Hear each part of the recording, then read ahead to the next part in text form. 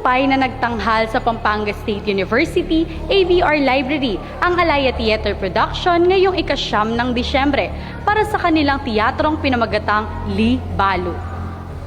Marami sa mga mag-aaral ng pamantasan ang naglaan ng oras upang masaksihan ang talentong ipinamalas ng mga mag-aaral mula sa Bachelor of Culture and Arts and Education na siyang hanay ng anak ng sining.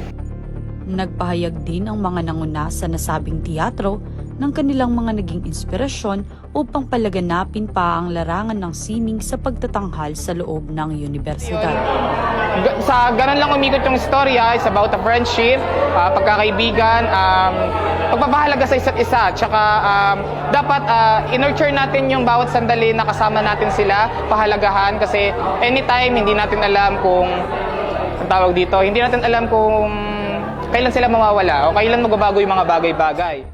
Dinaluhan din ng dekana ng College of Education na si Dr. Riza Billiantag ang dula upang magbigay ng taos-pusong suporta sa Alaya Theater Productions. Naganap ang pagtatanghal sa 2 oras, alas 10 ng umaga at alas 3 ng hapon.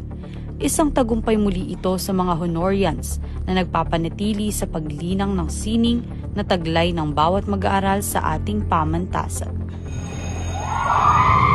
Para sa tapat at malayang pamamahayag, muli ako si SJ Jed, nag-uulat mula sa Radio Escolar.